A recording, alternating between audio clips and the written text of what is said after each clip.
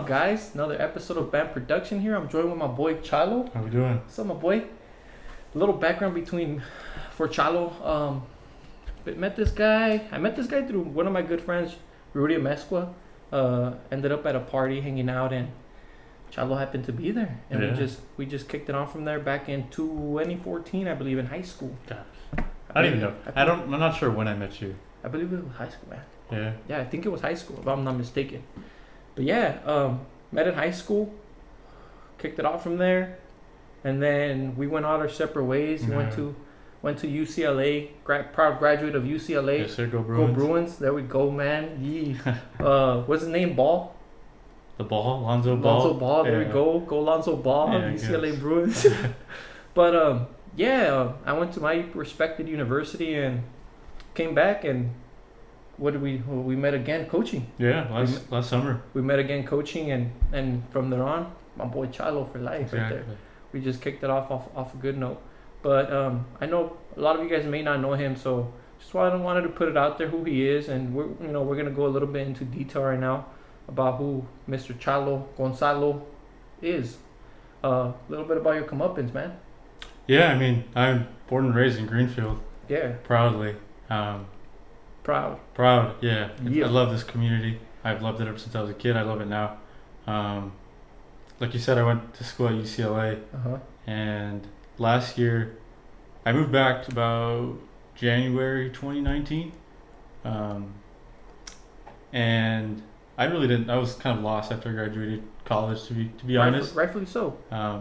Rightfully so. And, I mean, luckily I've gotten to know you. Right. Got to reconnect with a lot of my old friends through coaching. And now, last year I started my first full year teaching. So teaching high school science here at Greenfield High School in town. So yeah, that's a little bit about me. I studied biology, so teaching science. Always been a science guy. And always been a sports guy. Heck yeah. Yeah. Oh yeah, most definitely a sports guy. But just let's see who we got here, because just FYI, the phone's a little far, and I want to see who's joining us. And yeah, let's see. I mean, they left some comments already, so. Well, it's because I'm here. Here we go. Yeah. Hey, Primo, finally got my hands to watch you live. Yeah, what's up, Prima? How you doing, man? Prima Elvia, Adam, thank you for tuning in, man. Always on time. Adam, yeah. Yeah, 1 yard, baby. What does he mean, 1 yard? 1 yard. It's I mean, we could talk about Adam for forever. Yeah, let's do it. Well, let me hear. You guys that are watching me, give me a thumbs up if you guys could hear us clearly. We want to make sure the audio for Instagram is also clear. We're going to be a little bit far away, so we'll check the comment section at the end.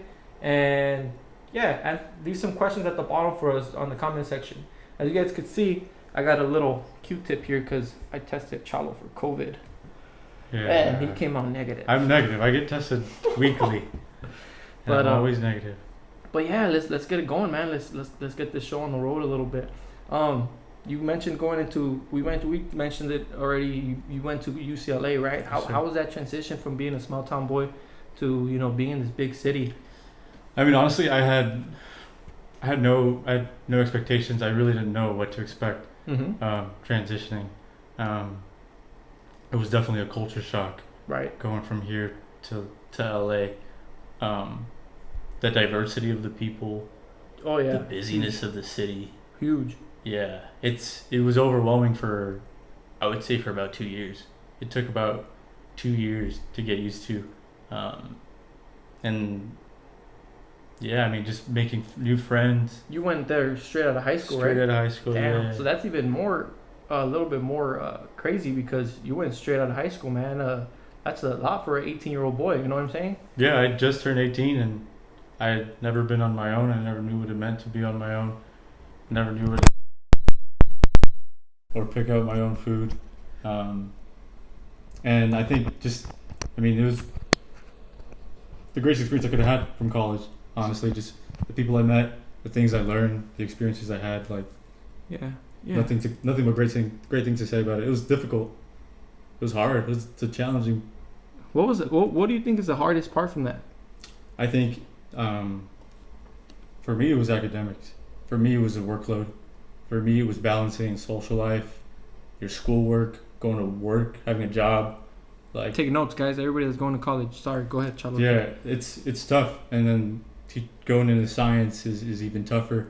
Going from a place here in town where that's not really like pushed into young kids, right? Is how to be scientists or how to study science. Yeah, there's a fucking what do you call it? Science camp. Science camp. It's for nerds, basically. If you like science here, you're a nerd. Hey, but that's the thing, man. We don't know. Scientists are the biggest. That's where the money's at, man. I mean, that's where it's at. And that's why I'm getting into teaching right now, getting education, showing kids that science is fun. Everything revolves around science. Hey, I love science camp. I loved it. Yeah, I love science camp. If you love science camp, leave a comment right there in the section. Got to dissect the squid. There you go. That. Yeah. Where'd you go? Pines. Camp Ocean Pines. Damn, I went to Rancho El Chorro. That sounds awful. Funny name, right? But yeah, it was cool though. It was a good experience. I had fun. I went with a lot of good friends of mine, and up to this day, one of my good friends. Shout out Christian Cueva. You guys have seen me tweeting. He's out there fighting the fire, man. Speaking about the fire, what do you think about all this, man? It's kind of hectic. No, 2020 has been a pretty big roller coaster ride with everything going on. With everything going on, yeah. I mean, around the world, my personal life, these fires now. How have you been with your family with this whole COVID deal? Well, it's been tough, to be honest. Because you mentioned you get tested, right? I get tested regularly. Yeah. My parents are a bit older. Yeah. My dad is sick currently. He's battling cancer. Okay. So we got to make sure that he's. Prayers to pot for sure. We got to make sure that he's safe. And I'm going out a lot, and I get tested regularly just because I know. Kind of gives me a sense of freedom and independence. I think that's beautiful responsibility right there. You go out regularly, but you still hold yourself accountable to get tested, right? Of course. Because the test is not fun, man. Every time I'm in public, I wear a mask. The test isn't fun at all. What's the test like? Test isn't fun, but you get used to it. What was the first one like? So you go in with your mask on. Of course. And then... You want me to get the Q-tip from the floor? No, it's fine. Okay. And then you take your mask off just slightly. Uh-huh. Just so it still covers your mouth. Right. They ask you to tilt your head back. No way. And they stick a huge Q-tip, like maybe this long, up through your nasal passage. So I'd have to tape like at least 3 of those regular Q-tips. About 3 of those. Jeez. And then they swab for about 6 or so seconds. And they tell you just to breathe. And the first time I felt it, and I closed my eyes, and it hurt. And then I didn't feel it anymore. So I opened my eyes, and it was still in there. And she's still in your face with her own man. Yeah. So I panicked that first time, for sure. Dang. But you get used to it. Yeah, I haven't got tested, just so you know. But I don't go out much. I mean, there's risks. If you know the risks, if you know what you're doing, then there's ways to stay safe and still kind of... Chalo signed the waiver before he came, so... Yeah. Mr. Chalo cannot sue. I didn't read it, but I signed it. Mr. Chalo cannot sue. And let's talk a little bit about why they call you Chalo. Why they call me Chalo? So I like to think of myself as a man of many names. There you go. So my full name is Gonzalo. Yeah. Named after my grandfather. Right. My Papa Chalo. Right. So Chalo is short for Gonzalo. Gonzalo. Right. It's just a Mexican or Spanish naming culture, right? We shorten our names like that. So ever since I was a kid, my family all call me Chalo. And then little by little, friends at school kind of started to learn about that name, learned that my parents call me that. And now, like, everybody who's close to me calls me Chalo. You were before we started, you gave me a funny story about Chalo. You want to share that a little bit? Yeah, so, I mean, when I was a kid, the first one of my friends that called me Chalo were my friends in my neighborhood. Mm-hmm. Shout out Abraham. Shout out to them. Esteban. Shout out the neighborhood boys. You never grow out of. Boys. You always stay in touch with the neighborhood boys. So when they come to school, they know me. They know Chalo. Yeah. Right? And so out in the playground, the kids start calling me Chalo. Mm-hmm. And some kids think it's funny. Some kids are like, why are they calling you Chalo? Chalo. So they're calling me Chalo. Shut your mouth, man. Chalo, Shut your mouth. And so some of like the yard duties and the teachers say, don't call him that. That's not his name. That's not appropriate language to use at school. And I'm like, that's my name. I'm like a 7-8-year-old kid saying that my name isn't an appropriate language. You're like, what? I'm like, first of all, I'm offended. My name is Chalo. My name is Chalo. I think, and that's because I think they're calling me Cholo. But some people here that aren't from here, that don't know our culture, are a little bit ignorant, I should say, to put it lightly. Yeah, it is ignorance because you gotta ignorance. You gotta find. You gotta kind of investigate a little before you start judging or opening your mouth. And, go out and experience it. Talk to people. They see that. I mean, like people like our educators don't look like us. Right. The educators don't know our background. I had a student today or last week. He reached out to me and said, "You're my favorite teacher already." And I'm like, "Why?" He's like, "Because you're the only one of my teachers is Mexican." And you know what, man? And this is something that I talk to everybody about, right? My coworkers, my friends, my colleagues. We need more people in our community. Dude, you're from this community, teaching the community that you belong in. And there's nothing more powerful than a kid connecting with you because you're from the same community. You automatically get that respect. You know what I'm saying? You go from, just my teacher to, okay, you know what I'm going through. You know what I'm experiencing. So I could connect with you and I could trust you and I could come for you for advice, help, guidance, whatever it may be.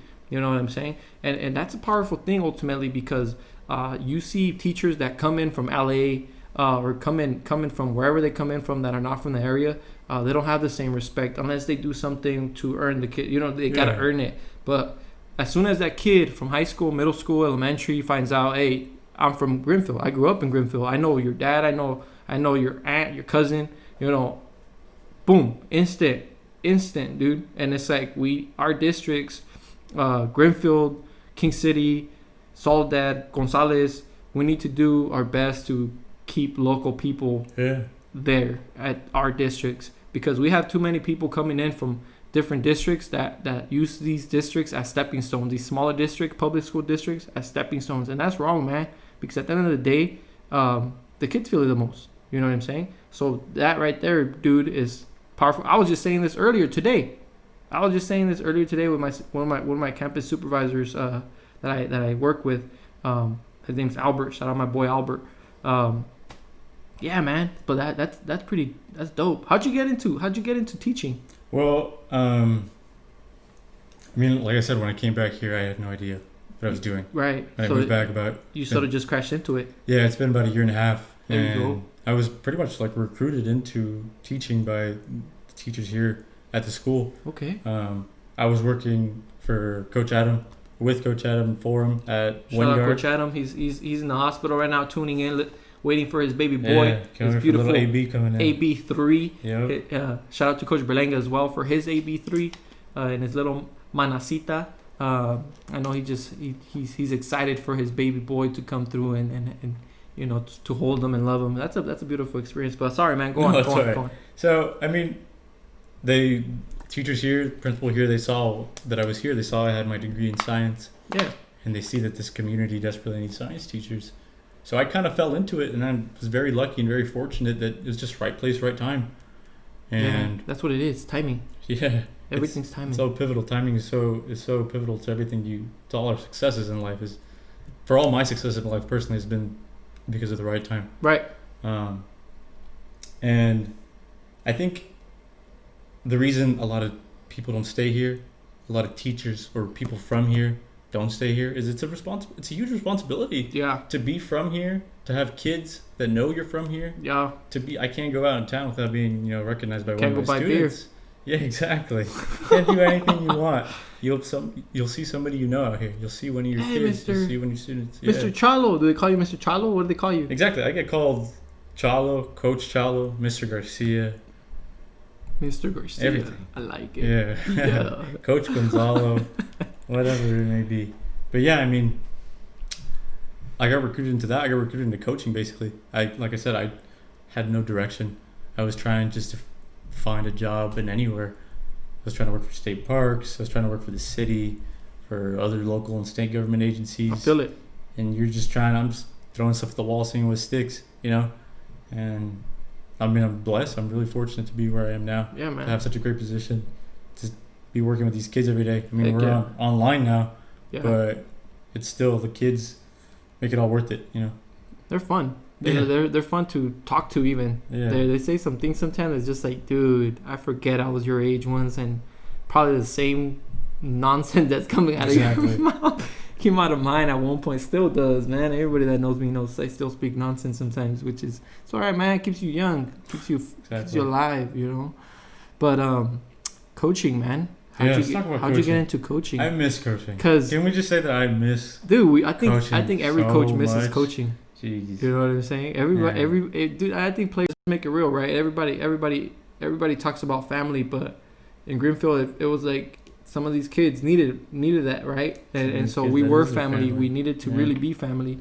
Yeah, we were knuckleheads at times, but nonetheless, a family.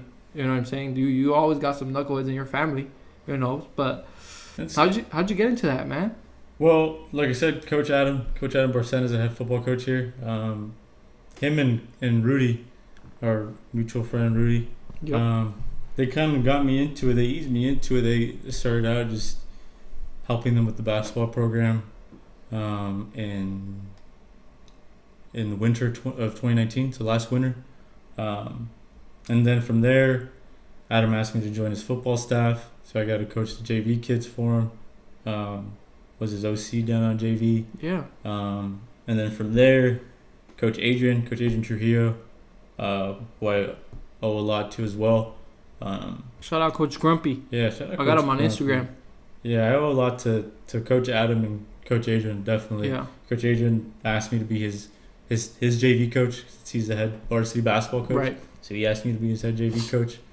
And things have just been rolling since then. I mean, I just can't get enough of it now. Yeah, it's awesome. Yeah. It's awesome. It's honestly it's a life changing. It's like being a teacher, dude. Yeah, it's an extension of the classroom, and it's definitely. a life changing experience because now you're in charge of stimulating a young man's mind with the things you tell him. You know, like teaching him football or teaching him about life while playing football. Like, exactly.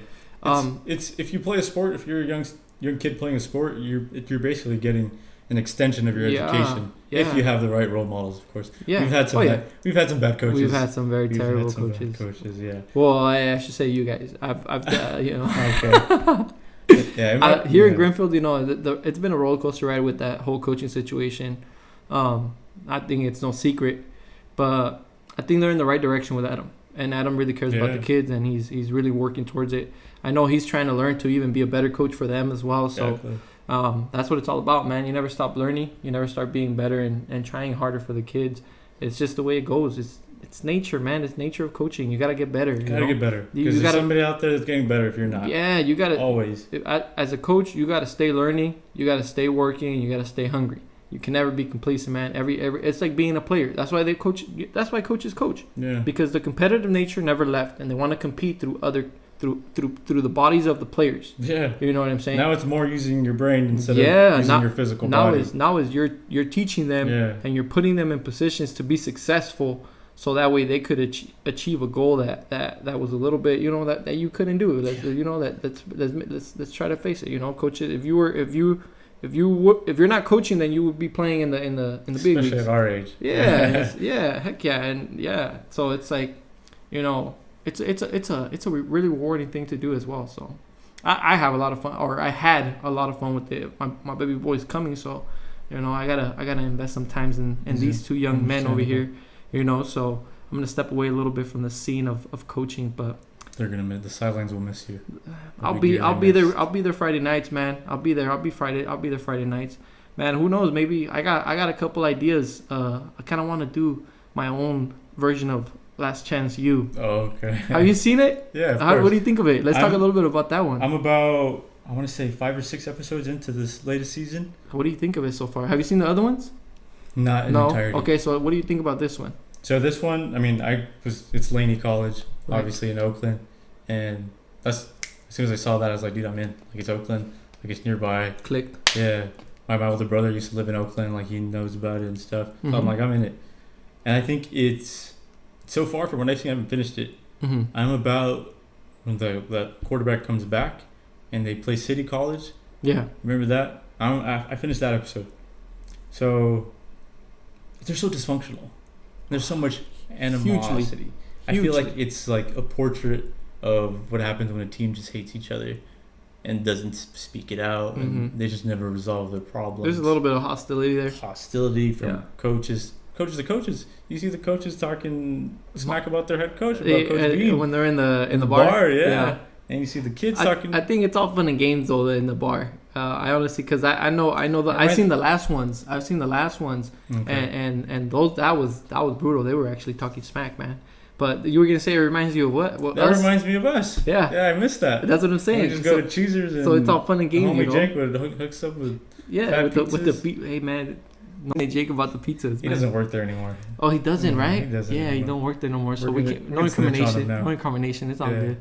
But yeah, man, like it's all. I think it's all fun and games when they go over to the bar and they talk smack. Sure, yeah. Just because we did it, man. As coaches, we gave each other crap for not scoring. We gave each other crap for giving up points. For giving up points. For not calling big play after big play. For not calling the right coverage. You know, so. I think it's all in the sport, you know. We're competitive. We want to bring out the best out of each other. Criticism is a part of the game. You can't take the criticism personal, especially when it's between coaches or if it's between players. We can't take it personal. There is a fine line between personal and criticism, though, and I think us as coaches, we got to recognize it, and we got to make sure that we recognize it and you know, do it ourselves, because then the players are going to follow as well, right? They're going to try to be critical of one another, but ultimately all they're doing is putting themselves down and talking smack about each other. You know what I'm saying? Yeah. I mean, for us, especially as a young coach, criticism is necessary in my part. Oh, man. I can't get better if I'm not criticized. Right. I can't get better right now unless I fail. Don't freaking compliment me. I can't get better unless I fail. Like, I remember my last basketball game, my JV game against King City. Mm-hmm. Up to that point, I was like, I'm pretty sure I can outcoach every coach. Yeah. I'm pretty sure I got this down. Yeah. And that last game, that King City basketball coach, I forget his name, he kicked my ass. And I told the kids that, I was like... He outcoached me. That's what it's all like. I told them at the end, this is the last game of the year. We all got to get better. We all know we got to get better at. You got to get better at this and this. Yeah. I just got my ass kicked by the other coach. Yeah. I know I got to become a better coach myself, you know? Yeah. And like sometimes you got to get your ass kicked to recognize... Yeah, you got to get ultimately, better. That's the way it goes. That's nature. That's the way Tough. It all falls. You know what I'm saying? And I mean, like I said, that's the beauty of playing the sport. You know, or coaching the sport. You get to come back the following year and make changes and adjust your program. You know, if you're the head coach or position coach, you know, adjust your drills. You know what I'm saying? Like, exactly. It's non-stop learning, man. Just because you're not the head coach doesn't mean you can't adjust and make things better for yourselves and the other players as well, man. But yeah, man, coaching is fun. I like it. It's like playing Madden. Ultimately, I feel like I'm playing Madden, especially in the game. You know, I'm calling plays and I'm playing Madden. Really? I think that's why I gave up the big plays. I think I got caught up and I thought it was really I got. You thought you were actually playing with kids that had 99 speed. Yeah, and I forgot that they had like 60 speed. You know what I'm saying? You got kids running 5.5s and not 4.5s. Oh man, I was like, God damn, I messed up on that one. Even Adam was like, dude, and I'm like, I know, bro. Don't tell me about it. I should have. Yeah, let's not talk about that. When Adam, like, sometimes you could sense when Adam's disappointed in you or disappointed in something. And he don't say nothing. He just you just know it. Sense it, and see, but I'm used to. It's like your dad, like talking down on you. Yeah, and I can't really reflect right now at the moment, but I can't remember how Coach Belanga would do it when you know. I think my year when I was in JV coaching. I mean, shoot, we only lost a couple games, so there wasn't much room for disappointment. You know, I only lost like 2 games, I believe, so there wasn't much room for this. But I knew when he was disappointed, man. He in his own way he'd show it, and I mean, I've been with the damn guy long enough to know when he's disappointed. So, but yeah, with Adam, it was like, okay, sorry, man, and he was so nice too about correcting you. As an assistant, you see that from your head coach. You see it like, dude, why'd you call that? You can see it in his face. Like, what were you thinking? Like, come on. Yeah. And like, really? It's a big difference. Which, when I got to head coach, JV, but it's still a head coaching job. Right. So liberating. Right. Just getting to do, you're in what charge. You wanted. You're in charge. Yeah, it's your program. And if it's your basketball, it's what you do. If you mess up, it's you. It's on you. It's on you got to be your best critic, though. Yeah, at the end of the day, you know, you got to correct yourself. So let's talk about what's your goal once all this coaching starts rolling again? I mean, I want to hopefully be a head coach of basketball one day. I would love to take varsity head coach. A varsity program would be a lot of fun. So you're here to stay, man. safe to say, right? Hopefully, yeah. I mean, I want to stay in education. I mean, until you were willing to go somewhere else, right? Yeah, exactly. Yeah. I mean, I love being in education. I think I found my niche. I think I found my place in life is in education. Yeah. And like I said, I think coaching and playing sports is an extension of your education. Yeah. So with coaching, eventually I want to be in charge of a program. I would like to have that pressure, that responsibility. Yeah. Feels good, huh? Yeah, it'd be nice. It feels good a little bit. I think I can. Being stretched thin and all that, like. Yeah. It's like when you work out and you're sore. Like Exactly. it feels bad, but then it feels good at the same time. And it makes you want to keep working out. Yeah. Yeah. Like the more you do, the more you want. The more success you have, the more success you want. Right. You know. And I think, for me, coaching is a part of that. Like I was scared. I had the first practice I ran, no idea what I was doing. Why did you ask me? How do I run a practice? Why did you ask me like help you or something, script or something, or pass you at least the template, and then you could have done what you wanted? Come on, man, use your people around you, my boy. For football, I wasn't really in charge, but for basketball, I had to run my own practice. But that's what I'm saying. You could still kind of like use that template, you know, write it down. That's true, and I finally had to do that. I was like, wait, I need to script. Yeah, I need to script this. I need to actually have a plan. Oh my goodness! And the more you figure out what works for you, the more you just want to keep getting better. You know. Yeah. So that's why I think right now I started just doing it for fun, to be honest. And now I just kind of want to do it just because I can't get enough. You want to do it, huh? Yeah, and seeing a new group of kids, seeing kids get better, not only year to year but day to day. Like, there's some dude. Yeah, it makes it all worth it. And Christian, remember Christian? Dude that would run all weird. Which one that would run all weird? He would run with the same side arms. Yeah, I think I know what you're talking about. He ended up playing linebacker a little. Is that Christian? Yeah, and then he like couldn't make it. Yeah. So he improved day by day, dude. Yeah. Day after day, he was getting better, and he was showing up motivated. This guy still texts me and lets me know, Coach, I want to work out. Like, help me out. Yeah, I know Christian. I know which Christian you're talking about. Yeah. Shout out to Christian. I see him running, because I was training for a half marathon. Still am. Nice. Put it on pause for a little bit, but I'm going to continue it. Well, you're back to teaching, so. Yeah, and I see him running. I see him out there. I'm like, on the track? No, out in the fields by Preacher Park. Oh, no way. Which is where I go. Nice. Or live around there, so that's where I go run. Yeah. And I said, how much you run today, Christian? He's like 3 miles. Like 3 miles every day, Coach. I was like, okay, nice. Christian. Nice. And I see him like, when I see him the other day, I was like, you want to race up the hill? And I was like, he's like, sure. I was like, all right, from here to like where the sidewalk is, that's where we're racing. And we were like, are you ready? And I'm like, I got this kid. And this kid's slow. Yeah. Well, you thought. I thought. And then we're like halfway up. And I'm like, dude, he's still right by me. And I was like, I still didn't lose. Let me turn up the boosters. But I had to turn up the boosters. Yeah, you had to stop playing. To show him, you gotta stop playing. To show him his place. He told you stop playing with me, boy. But then you were like, you stop playing with me, boy. I thought I could take it easy. It was nothing. You thought you were gonna cruise through it? Yep. Nah, man, that kid's been working. Yeah.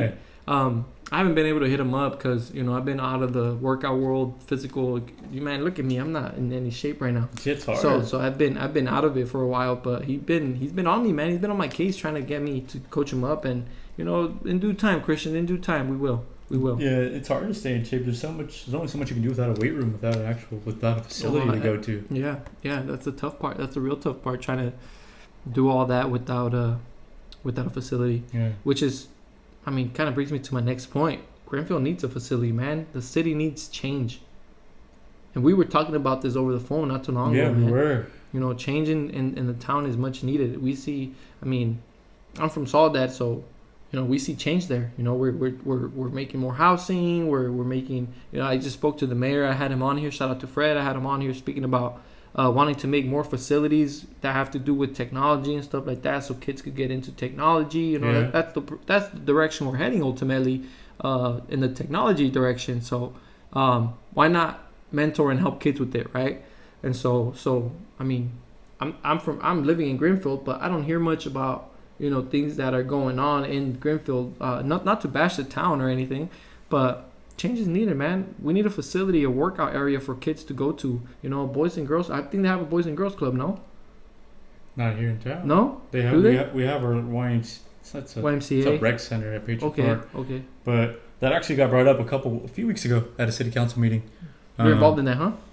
I try to. I try to be as much as I can. Okay. A lot of my friends are really passionate about it.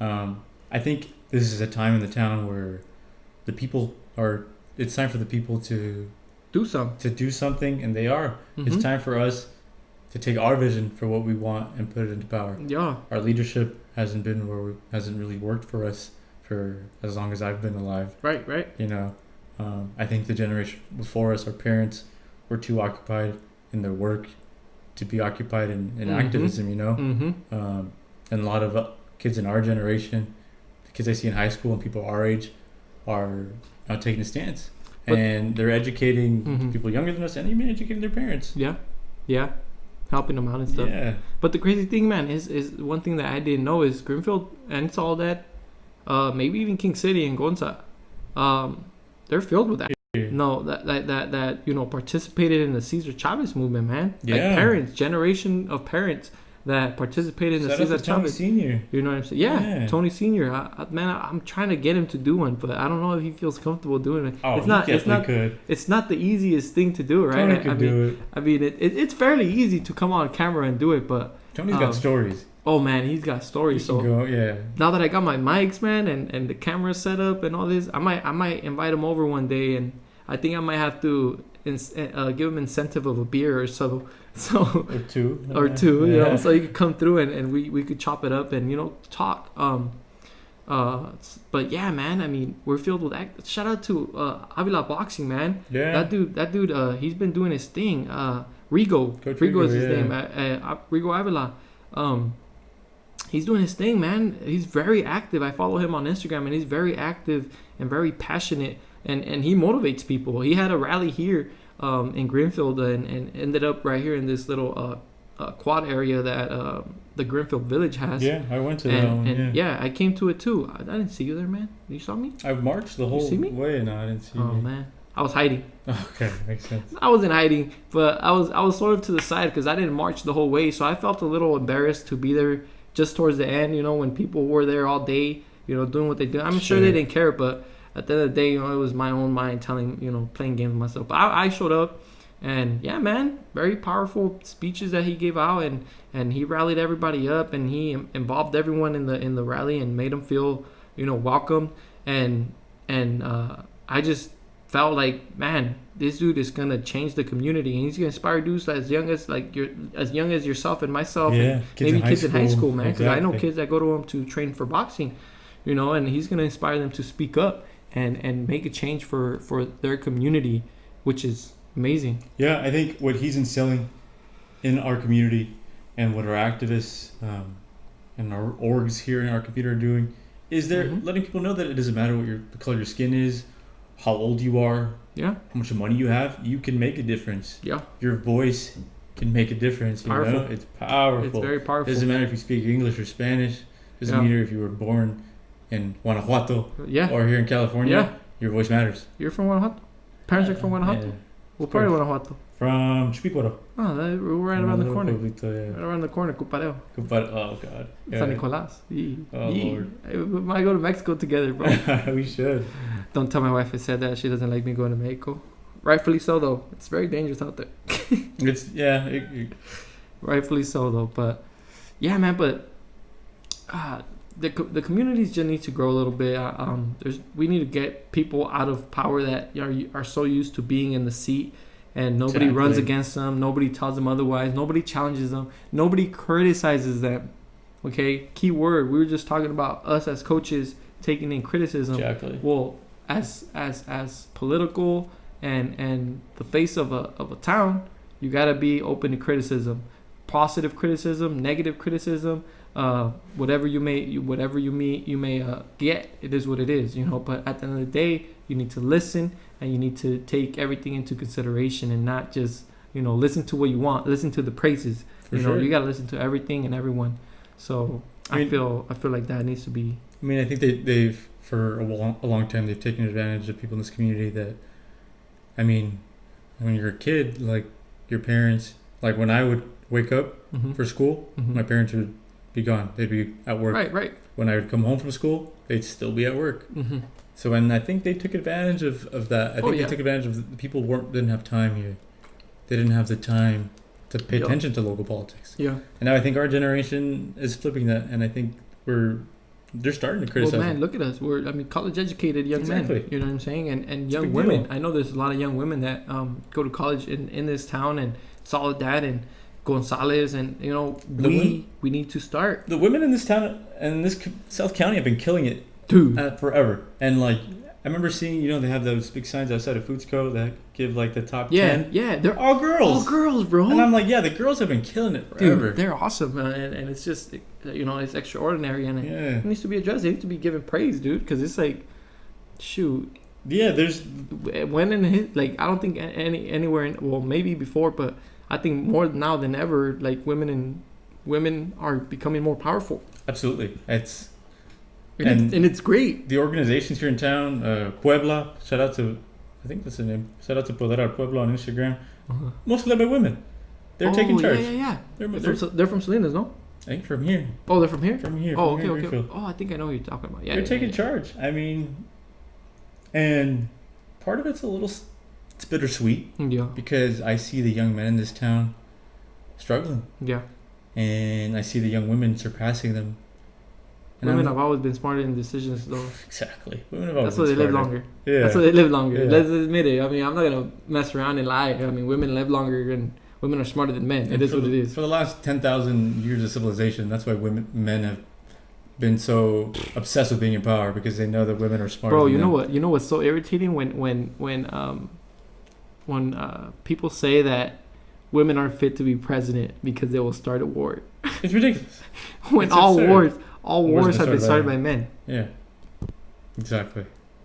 I think it's time to give someone else a chance. I think it's time to shut your mouth and just do it. Yeah, exactly. Just let a woman be president. Stop trying to go against the whole women have periods and women will start a war because of her period. Men don't have period, and all wars have been by men. I mean, it's annoying. 4 years ago, when Hillary Clinton lost a lot of problems with her candidacy, but sexism drove a lot of it from the other side. Yeah. Kamala Harris got named vice presidential candidate. Mm-hmm. They can attack her from sexism. Then they've attacked her from racism already. Donald Trump has accused her of not being eligible to be here because her parents are immigrants. Yeah. So she can't be president. But yeah, I think it's time for a woman to be president. I don't blame if I would vote for a woman solely because it's a woman.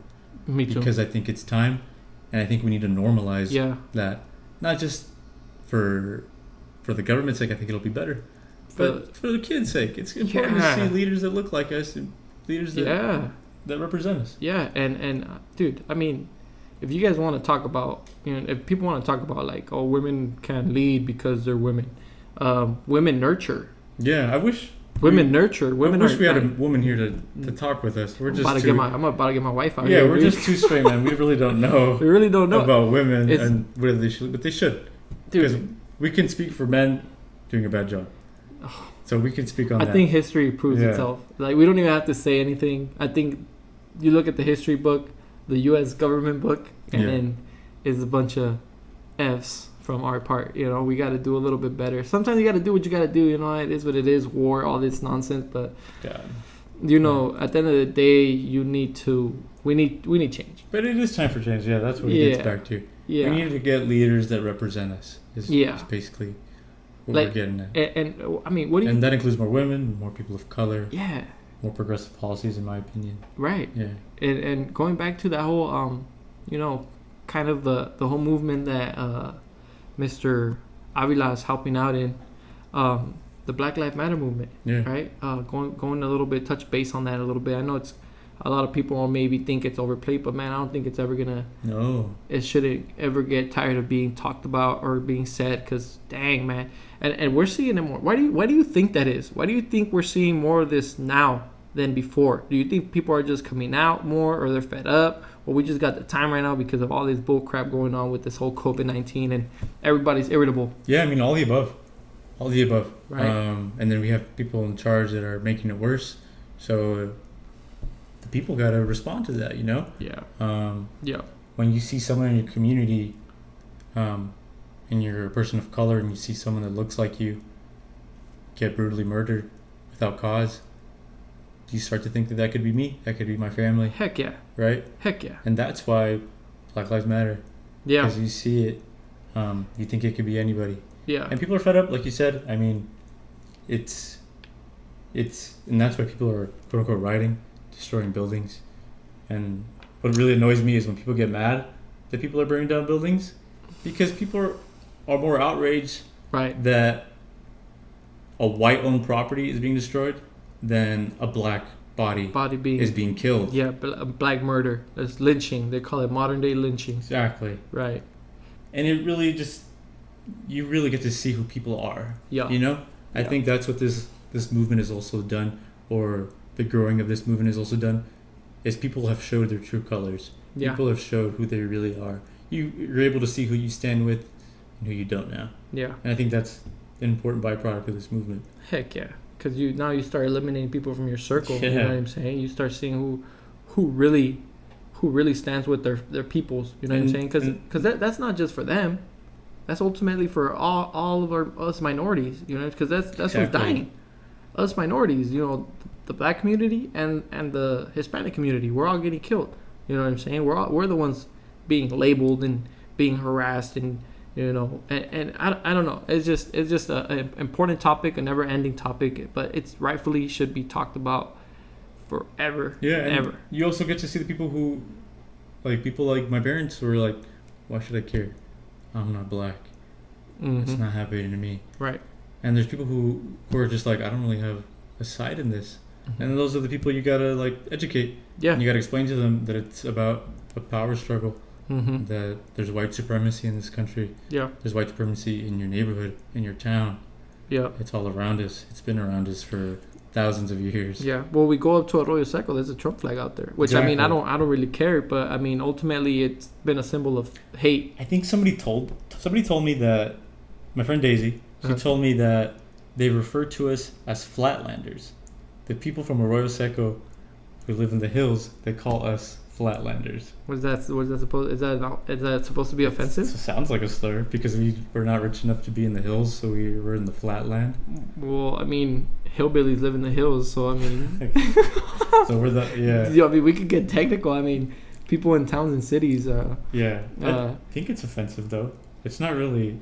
But it's still demeaning. I think it's how you take it. You know. It's demeaning that they refer to us as something other than our names.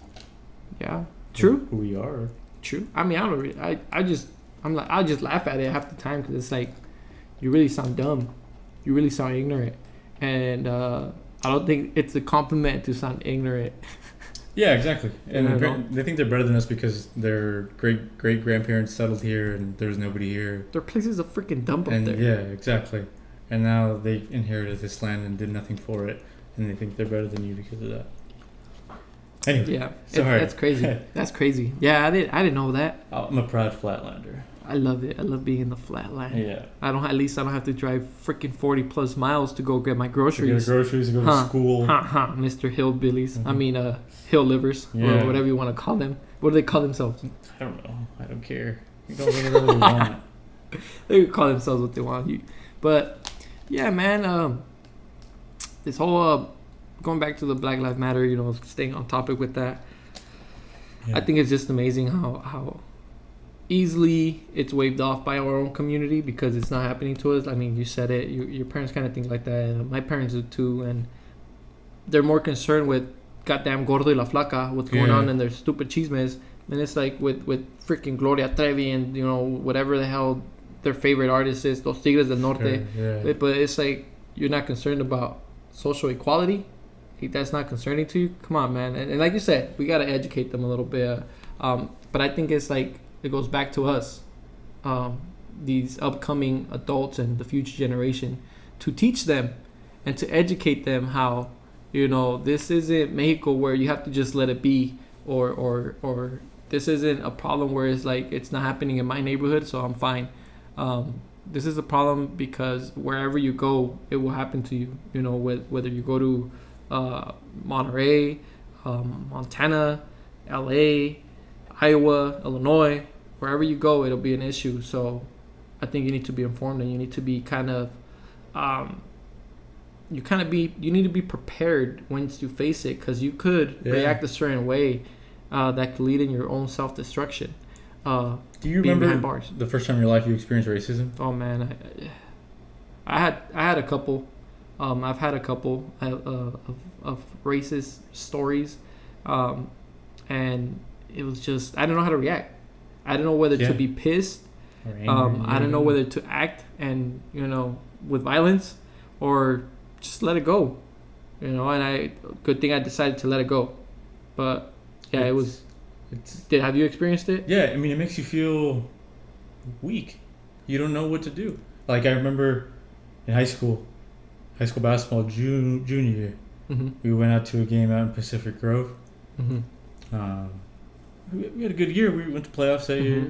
Good little squad. Shout out Rudy, carrying us. Shout out Rudy. Shout out Noah, Josue, if you're out there. But we went out for a game at PG, and pregame we're warming up. And the student section at Pacific Grove is right next to us. Full. They're a hype crowd. Props to them. Got school spirit. Yeah. Shout out to Pacific Grove. Shout out to Bo Buller. Shout out to Bo Buller. Hollister. Yeah, good for him. Good for him. He's out there in Hollister. The Baylors. Go ahead, man. Continue with your story. But yeah, the Breakers, they got school spirit. They love their community. They love it. But while we were warming up, so like 5 minutes before the game, we're in our layup lines, they start chanting at us. Oh, and man. We're in Greenfield, we're all a bunch of Mexican kids here. Yeah. So they start chanting at us. We start hearing them loud. USA. USA. USA. And we stop. And we were all looking at each other. It's like, is that like actually happening? We can't. Like, is this? Oh man. We don't know if it's funny. If we should be mad. If we should take the ball and throw it at one of those kids' faces. Like, the hell do you do? Yeah. And guess what? That's what racism is. There's nothing you can do. It's crippling. Because their power dynamic, they can get away with that. Yeah. Did they get in trouble for that? No. Yeah. Exactly. Did we get any justice for that? No. Right. Was Radcliffe the AD at that time? Yeah. Was he there? Probably not at the game. I'm sure we told him about it. Oh, okay. Yeah, if he would have been at the game, I think that would have been a whole different story. Shout out Mr. Radcliffe. Yeah, he's a legend. Yeah, he's a great guy. He wouldn't have stood for that. Yeah, he wouldn't have stood I'm very thankful for Mr. Radcliffe too. Yeah, he's a cool guy. Both for Mr. and Mrs. Radcliffe, they helped me a lot since I moved back here. Yeah, they're good people. Good people for sure. Mrs. Radcliffe was my teacher in high school. Shout out Mrs. Radcliffe. But yeah, they're real good people. But yeah, man, racism, very freaking crippling. And when I moved out to LA, it's more subtle out there. It's more like it's a melting pot. Yeah, but it's not really, because the whites stick to themselves. The racists tend to stick to themselves. Yeah. And you go out there and you have conversations with your Caucasian classmates, and they don't talk to you the same way they talk to each other. Yeah. They kind of look down on you a little. Yeah, but you know what's funny? They think you shouldn't be. But you know what's funny? They don't admit that they're racist. That's what's kind of crazy to me. Like, how are you racist, but you don't admit to being racist? I don't know. I mean, I wouldn't know. Yeah, I wouldn't know either. I wouldn't know what they're thinking. But yeah, I don't. Yeah, it's it's crazy. And let me make a reference right now, because everybody always wants to say, or people that are not of color want to say, all lives matter. Blue lives matter, white lives matter, yellow lives matter. Which that itself is a racist term. If they're yellow, like, they're not yellow, but yeah, Asian lives matter. But they forget that that's not what that is. Nobody is saying they don't matter. They're just saying, let me make the reference to the fires right now. Right, exactly. I know exactly where you're going. Yeah. Great analogy already. The Toro Park's on fire, right? Santa Cruz is on fire. Well, they're not going to go to Pinnacles when it's not on fire and treat it. Okay? They're not going to go put in water at Arroyo Seco if it's not on fire. Right. Right now, Santa Cruz is on fire. Or the what do you call it? That area. Yeah, Santa Cruz, San Mateo. It's all on fire. Hills, the forest out there. Yeah, it's all on fire. Carmel is on fire. Toro Park, it's all on fire. So we got to take care of that, and that's the Black Lives Matter movement. That is our black brethren, and that is, you know, the Mexicano community with the whole everything that's going on with ICE and you know, the kids that are still locked up, man. Like, let our kids go, Families man. are separated. You know, they try to make it more than what it is, but if you've seen that Immigration Nation documentary on Netflix, dude, it's gonna have you seen it? No, I haven't. Oh, it's gonna irritate you, man. The first episode, the first couple minutes, it's gonna be tough to watch, but I suggest you guys keep watching because it's very emotional and it's very truthful. You know, this is what people go through in the U.S. You know, and why? We all migrated here. We're all immigrants. You know, Caucasians are immigrants. The only people that are not immigrants are the Native Americans. You know, and that's about it. But point blank, period. So everybody else should mind their own business when it comes to, you know, immigration. But what are we laughing at? My boy just made an not appearance. At immigration. Hi, Papa. Oh, okay. I'm sorry. My boy just woke up from his nap. His son is making a guest appearance on the podcast. Mom's in the room. You want to go in the room? By any means, young man. Remember that. My young boy. By any means. He just woke up from his nap. He usually wakes up a little grumpy. You know, it is what it is. He doesn't want to talk to nobody. He doesn't want to talk to me. So it's all good. But yeah, going back to the, what was I saying? Talking about immigration, Black Lives Matter. Yeah, I should be hosting this. People need to. Yeah, people need to just pay attention to it and stop being ignorant. Low key, I don't want sports to start. No, you hate sports? No, it's not that I hate it. It's just because it's taking away so much from so many important things, and I get it. You know, athletes. LeBron James is still using his stage to talk about, you know, Breonna Taylor. Yeah, he wore a hat. Right. The Lakers wore a hat last night. It said, dude, he wore a shirt by any means. Yeah. Sheesh. His hat said, "Make America arrest the cops that killed Breonna Taylor." You know, and after his interview or after the game, he spoke about it, and like I said, man, it's like, it's just crazy that stuff like that's allowed, right? You were driving down the street and you run somebody over. You run somebody over. You're convicted of involuntary manslaughter. Why should it be any different for a police officer? I don't know why. Because they went through academy for like a couple months. A fucking academy that lasted how long? Yeah, I mean, these officers should be trained better. They should be. What are we doing? Let me know what you guys think. I'm sorry. They should be screened better. Yeah. They should. Psychological evaluation should happen. Yeah. They probably should be college educated. Constantly. Like, it needs to be a consistent fucking, what do you call it? Psychological examination. Yeah, I mean, to be a teacher, you got to have your background checked. You got to go to college for 4 years. You got to get a credentialing program for another year or two. Dude, you got to do so much for it. And then you get paid less than cops. And then to be a cop, you just have to say, yeah, I'll go to your academy for a few months. And you get a gun. And you give me a gun and a taser. And all this power. Yeah, it's absurd. Yeah, I don't know if you saw that. Did you see that body footage of that sheriff that shoved the... At the Toronto Raptors? Yeah. Yeah, it's absurd. The cop tried to sue him first, and then Messiah jury said, the cops, what do you call it?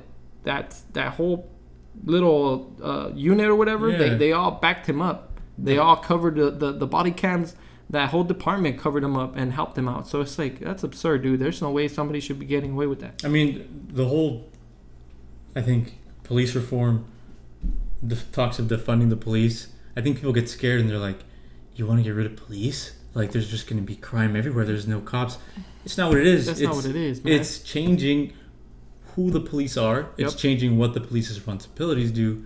And it's changing where we allocate these funds too much to the police. Mm-hmm. And instead of giving all this money to the police, we give this money to the source of the problem. Yeah. To the problems within our community. Yep. Right? The discrimination, the violence, the domestic violence, the poor education. Taking care of our young boys, man. All this stuff. Yeah. Like because the community was without funding for daycare and instead giving more money to police. Yeah. Like, that's what we talk about. Mm-hmm. These are our hard-earned tax dollars. Yep. Right? Yeah. And they're not being allocated in the way they should. Exactly. That's what we talk about when we talk about defunding the police and police reform. Putting them in places where we need it. Yes, being smarter with our resources. Proactive. Being proactive. Yeah. When you call a cop, you're not being proactive, No. right? That's a really great point. What is it, reactive? Is that what it's called? Yeah. Yeah. You're saying this already happened. Cop, come help. Yeah. Right? You're not getting to the source of the issue. Yeah. And that's what we mean by reform. And not that we want anarchy. Right. Not that we want criminals to run wild. And that's the thing what I'm talking about. We going back to the whole. We need to start taking care of our community. We could do this, right? We could come up to a position where we get a little bit of leverage and power, or with what our community does with our money, with our funding, right? We could take it from the art police within our community and put it elsewhere towards a facility that helps boys become gentlemen. Bro, my wife beats the crap out of me because I don't know. Many reasons, I don't. I'm sure. Yeah, she's rightfully doing it, but for because I don't know how to take care of my body.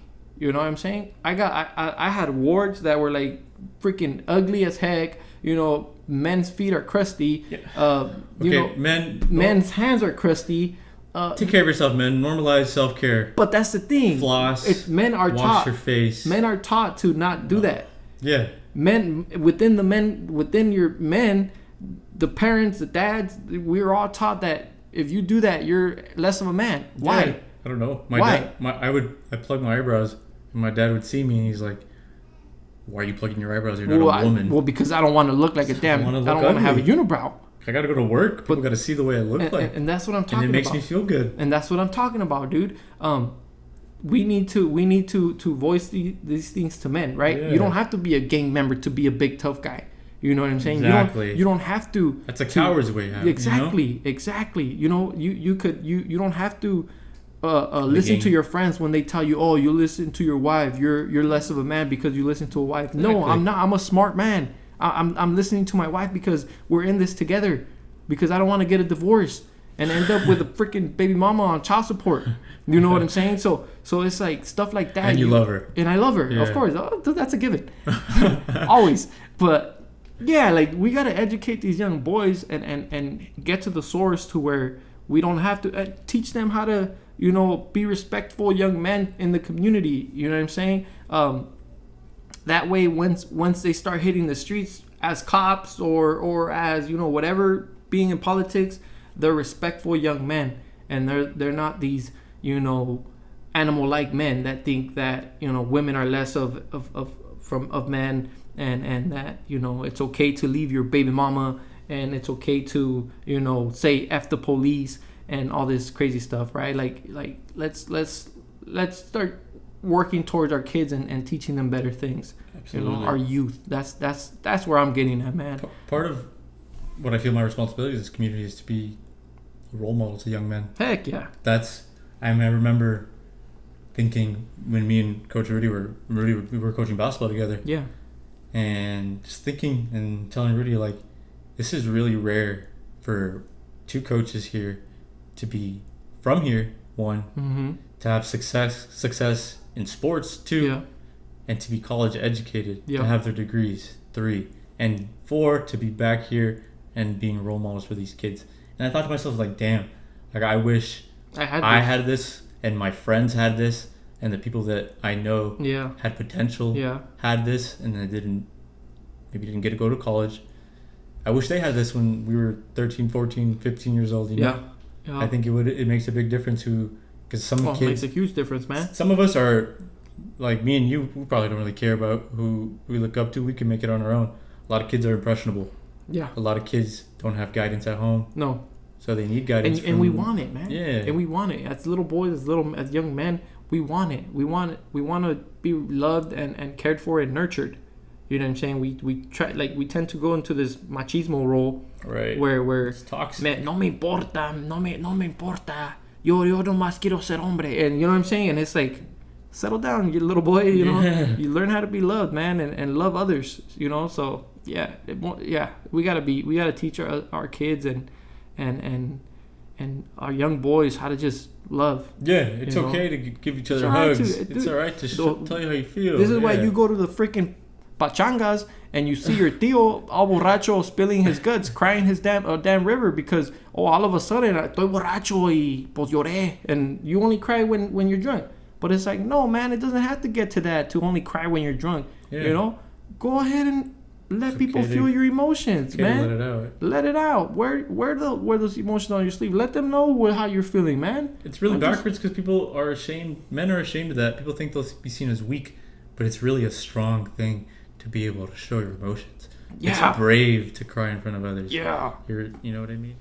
What's up, guys? Sorry for the misconnection here. We kind of got sidetracked and we didn't see the time. We're a little far away from the video as well, or from the camera as well. So that's another reason why we didn't see it. And we missed a dang question. Somebody left a question for us, and if you guys come back, I would like for the question to pop back up. I don't know if it was Adam. Oh, there we go. Adam's back. Yeah, what's up, Adam? I don't know what happened. I don't know if it was Adam, the one that popped the question up. The thing is, we ran out of time. That was what happened. My boy's over there calling me. But yeah, that's what happened. But let's finish our thought, and then hopefully whoever was asking questions, or whoever asked the question, could ask it again, and we could go from there. But I'm not in charge here, by the way.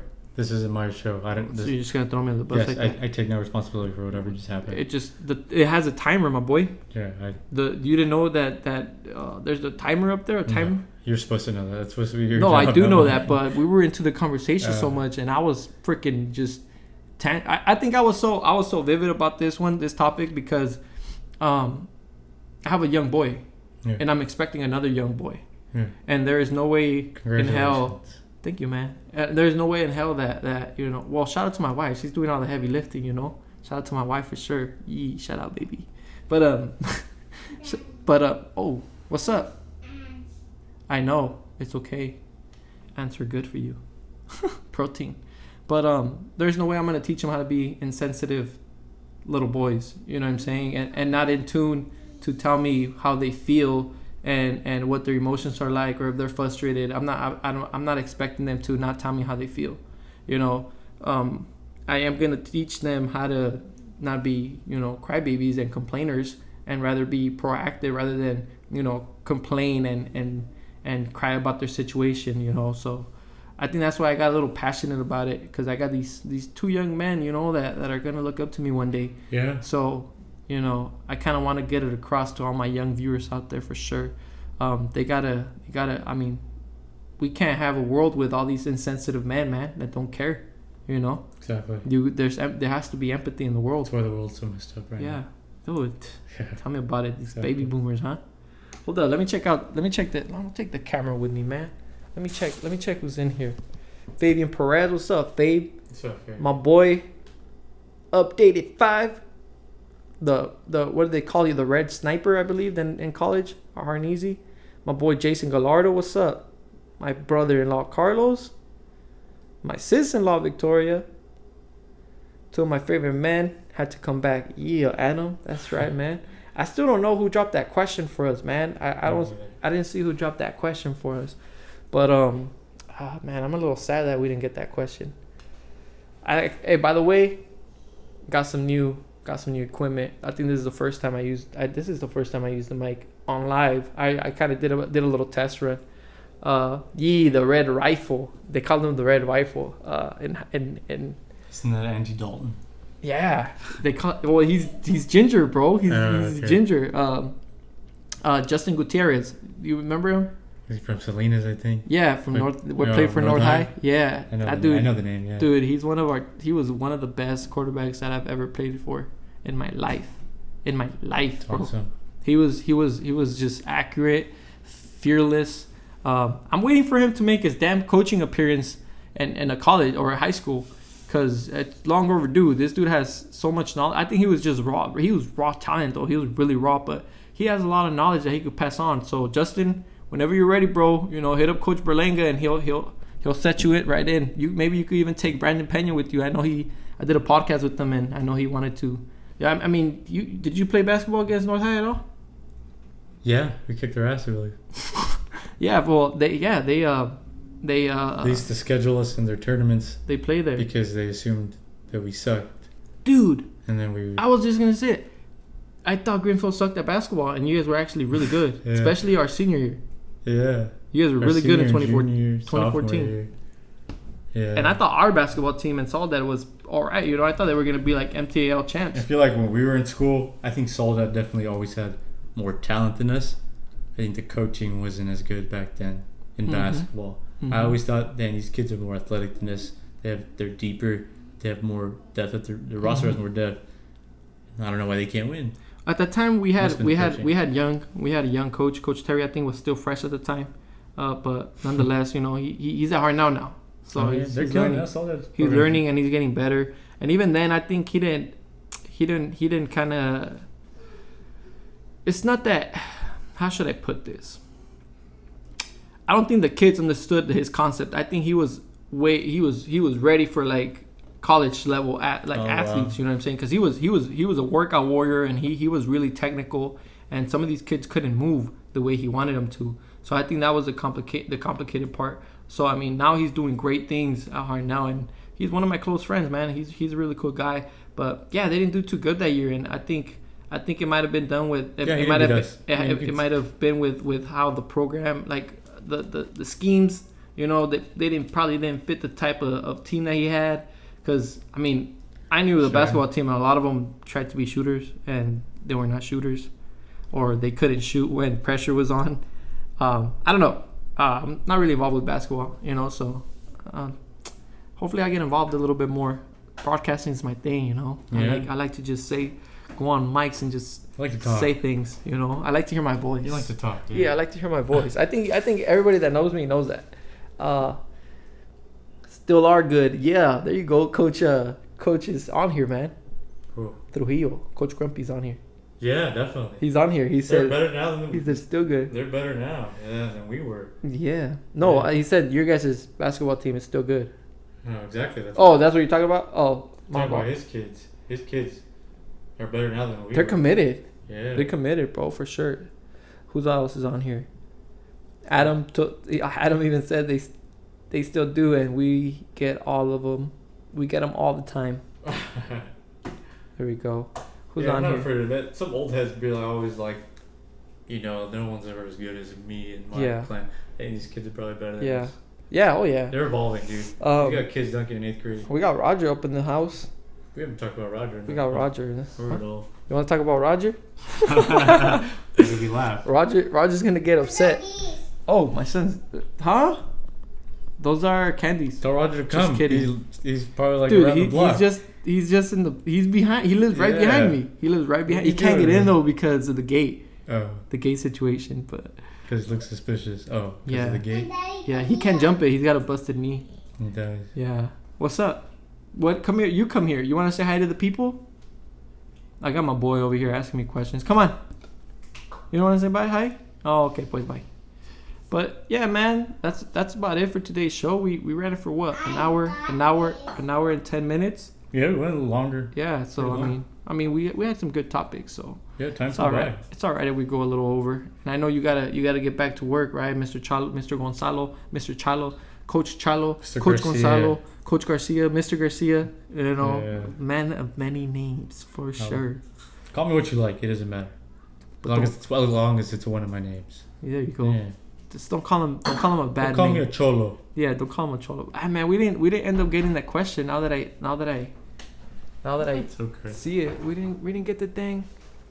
We didn't get the dang questions. Time flew by. One of our best ones, my guys. Of course, man. It's one of the top ones. Especially what do you expect? Especially because they got my good buddy over here, man. Every interview for me is a good one. I have fun with all my guests, man. Yeah. You're definitely a fun guest to have, man. I appreciate it. I had a lot of fun doing this. Heck yeah. Thank you for coming on, man. And thank you for having me. I appreciate it. This was a joy. For everybody on here, shirts are still available. I posted earlier. Shirts are still available. Yeah, get your merch. Sweaters are still available. That's my personal sweater. Look how nice these are. So can you see them? Everything is still available. Let me unfold this a little bit. I might steal this one. Ah, man, you're gonna have to order one, my boy. There we go. I did. There we go. Oh yeah, you did order one, huh? Yeah. I forgot about that. There you go. Yeah, get this. There you go. It's nice. Get yourself a sweater. I got you. Oh yeah, you got an ant. Okay. Good job. Good job, Papa. There's two. I'll get those. That's too high for you. I think Victoria said hi to you on the camera. We're on a bug-infested studio. I don't know we have ants. I don't know how they're making their way in, but I'm gonna go on a hunting spree right now. It is what it is. Ants are everywhere. Bugs don't bug me. Okay. Hold up. Can I close this off? I need to end this because then I'm going to go on for too long, my boy, okay? Let me just say bye to the people. Is that okay? And then we'll spray the ants. All right. Here we go. But yeah. Oh. I thought this fatty pea is an ant. Are you done? No. Okay. But going back to what we were saying, yeah, buy the merch. There's hoodies available, crew necks, long sleeve, and tees. So go ahead and purchase one. Let me know if you guys want one. You purchase them through me. Go ahead and DM me, text me, WhatsApp me, whatever you gotta do, man. Just DM me on Twitter. It don't matter. Let me know, and I will make the order for you. It's not that expensive, right, Chalo? Chalo purchased one. No. They're not expensive. I try to make them affordable, so. Especially on a teacher's salary. Come on. I can afford it. Yeah, if you could afford it, anyone could afford it. So, yeah, guys, hit me up if you guys want some merch. If you guys want to be on my show, let me know as well. You know. But other than that, anything, any words of inspiration to close out? No, I mean, be kind to each other. Love each other. Be patient with each other. Have a wonderful day. There you go. All right, guys. We're out. Let me go. Peace. Out. Bam, baby.